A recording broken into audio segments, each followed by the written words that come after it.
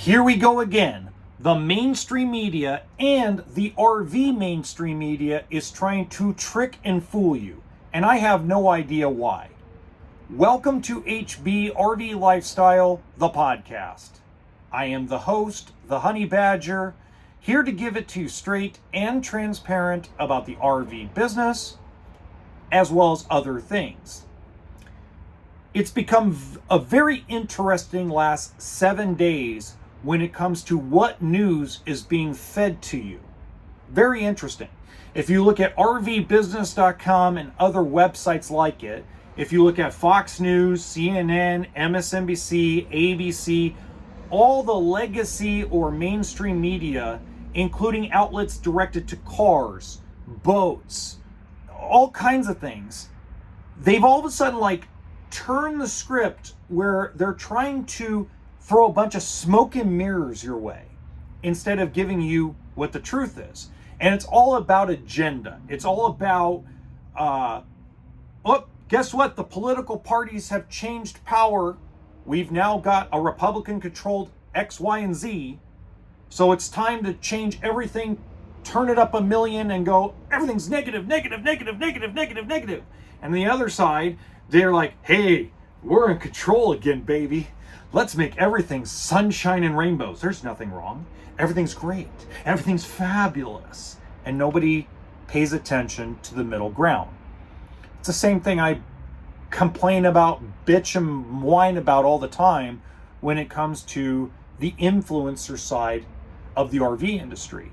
But now it's become an epidemic of influencers in every niche. It doesn't matter if it's cars, shampoo, conditioner, eggs, farming. It's all become politicized. And I don't understand why. There's no need for it, right? Now, I'm not saying everybody's like this, okay? I want to make sure that's very clear. Not every single creator on every single platform is like that, okay? But you got to break it down. Like, everything almost fed to us is about either sex, okay? For example, all that's out there, like I try to decline and dislike anything that has to do with a podcast that's about misogyny or about just stuff that's negative, like OnlyFans girls and body counts and all this just absolute malarkey. And I try to get rid of it, and yet it keeps getting thrown in our face daily. Everything about what happened, what Trump's signature is wrong. Biden made a mistake and farted in the wrong direction today. I mean, that's pretty much what we're getting. So what's the truth? What's the reality that's going to be 2025? I think we haven't hit rock bottom as far as other industries. I believe the power sports, the RV industry, and the boat industry, and even the truck industry has hit rock bottom. It hit rock bottom about 3 months ago. And we're starting to see signs of recovery. We're starting to see little tiny signs of where the economy is going to go and grow by the end of 2025. The problem is when you have a propaganda machine named Donald Trump, who today screams and stouts that when oil prices drop, I'm going to demand interest rates go down. That sticks in people's heads and go, oh, we're not going to buy an RV until interest rates go down. Donald Trump's going to make them go down. That's not how it works. Just like when he said, oh, I'm going to take away birthright citizenship. Within an hour of it actually being signed and sent into law, a judge blocked it. By the way, a conservative judge blocked it. So whatever is said on the legacy or mainstream media, whether it's for Democrats, against Democrats, for Republicans, against Republicans, whether it's some kind of crazy crap just juggled in the air, it's not true. Or it's not 100% accurate. They're taking a piece of information and twisting it. And the problem is President Trump does not have the authority nor the power to drop interest rates. He can go to the Fed and say, hey, this is what I suggest we do.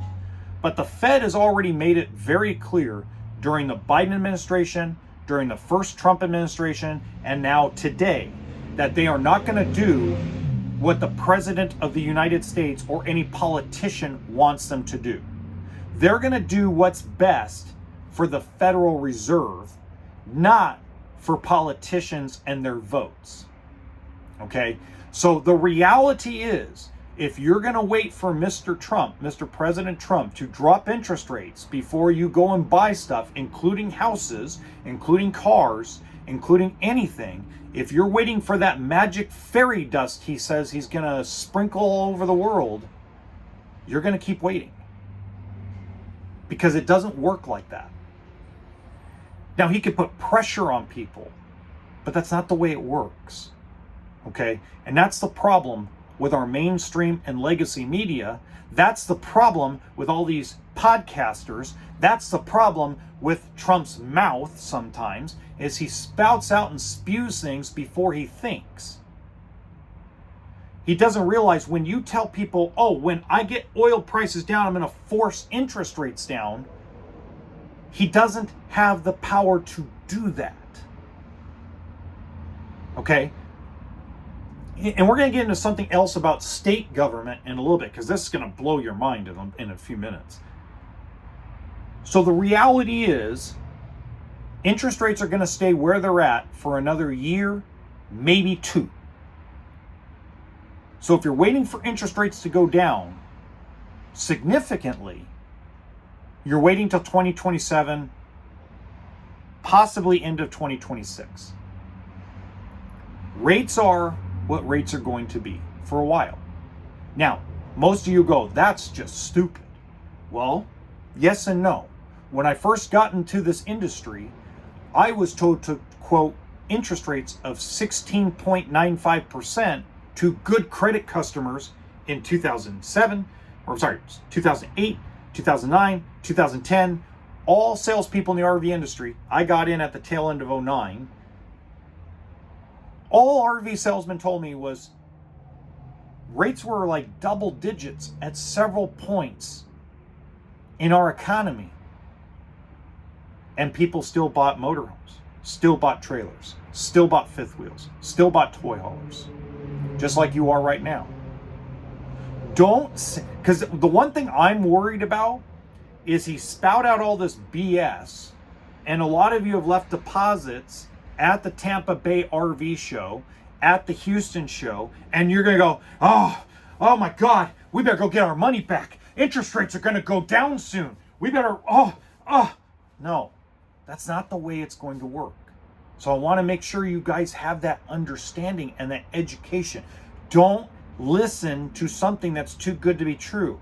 That's like the fairy godmother going, bippity, boppity, boo, economy's great. Oh, crap, the one didn't work. Let me try again. That's the way it works. And again, the other thing you have to stop listening to as well is you have to stop listening to, excuse my language, but fucking idiots on the internet that want to constantly tell you how to beat a sales tax system. Okay? So I'm going to use an example here that's going to make a lot of people mad because of truck campers. Okay? Here's what it is. So, in the past, California did not have a lot of truck camper dealers. And people would get mad. Well, you wouldn't buy from California dealers because of sales tax. You guys drove up to Oregon because there was no sales tax and was treated as buying a computer or a chair or a microwave, etc. Okay?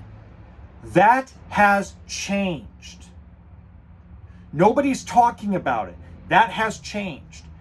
The 16 Western states have come to an agreement that any vehicle sale with a certificate of origin, or what we call an MSO, will be reported to a centralized agency. And then California, Nevada, Washington, Idaho, all these states can pull your information and see whether you bought a vehicle in another state. Let me repeat that. There is a system that is out there that, let's say you're in Nevada and you're like, I'm driving to Montana to buy a truck camper because I'm not paying sales tax. Screw Nevada. Okay. So you get up there. The Montana dealer's not going to tell you, but their clerk that works and reports stuff to their BOE is going to report to this centralized system that you bought a vehicle in Montana with a Nevada driver's license. Nevada is going to get that report, and they're going to know and expect their sales tax within 120 days. Unless you can prove that you didn't have it in the state of Nevada for 1 full year, which means you can't go get it repaired in Nevada. You can't go get warranty done. You can't have parts shipped to your house in Nevada. You can't have your parts shipped to Arizona. You're putting yourself in a situation where you're going to spend more money escaping the system than you will paying the sales tax. And that's the absolute truth. For those of you in California that want to drive to Oregon, I'm going to avoid sales tax because the dealer's ripping me off because sales tax. Okay, so you go to Oregon. You buy a Lance camper up there. The Oregon dealer's not going to tell you that they're going to report that sale to the state of California. Whatever state you have a driver's license in, they're going to report to that state that you bought a vehicle that has a certificate of origin, or we call AMSO. Truck campers, dirt bikes, everything. Doesn't matter if it's registered at the DMV or not. If it has a certificate of origin attached to it, it is getting reported to the state that you live in. Doesn't matter if it's Idaho. Doesn't matter if it's South Dakota. Doesn't matter if it's Washington.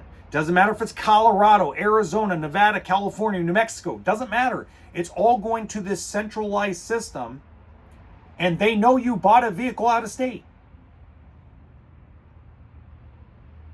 And if they audit you, which, I'm sorry, states like Nevada and California are looking for money in any way to get money. If they audit service stations and find out that the camper is in your possession in that state prior to 1 year being over, you're done. You're getting smoked, plus penalties.